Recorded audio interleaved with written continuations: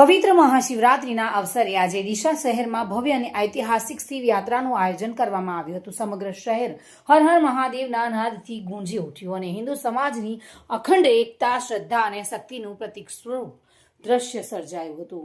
આ ભવ્ય શોભાયાત્રામાં ડીસાના પૂર્વ ધારાસભ્ય શશિકાંતભાઈ પંડ્યા, શિવ સેવા સમિતિના પ્રમુખ જીતુભાઈ પરમાર સહિત અનેક રાજકીય, સામાજિક અને ધાર્મિક આગેવાનો ઉપસ્થિત રહ્યા હતા. શિવ ભક્તો, સંતો, મહંતો, વડીલો અને યુવાનોનો વિશાળ જનસમૂહ આ યાત્રામાં જોડાયો હતો.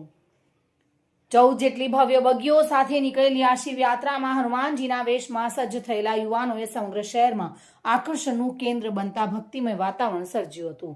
સૌથી આગળ શિવ સેવા સમિતિ દ્વારા ભગવાન શિવના ડમરૂના નાદ સાથે યાત્રાની આગેવાની કરવામાં આવી હતી, જે હિન્દુ સંસ્કૃતિ અને પરંપરાનું ગૌરવપૂર્ણ પ્રતીક બની રહ્યો છે. આ યાત્રાને સફળ બનાવવા માટે જીતુભાઈ પરમાર, અતુલભાઈ દયા, રમેશભાઈ જેઠવા, રાહુલભાઈ મહેશ્વરી સહિત તમામ કાર્યકર્તાઓ અને આગેવાનોએ અવિરત જહેમત ઉઠાવી હતી. તેમની આયોજન ક્ષમતા અને હિન્દુ સમાજ પ્રત્યેની પ્રતિબદ્ધતા પ્રશંસનીય રહી.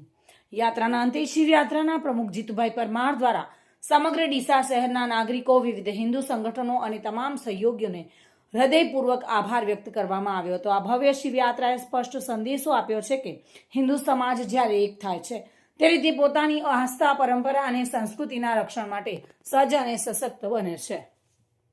ચિરાગ શ્રીમાળી સાથે bureau report, today Gujarati news.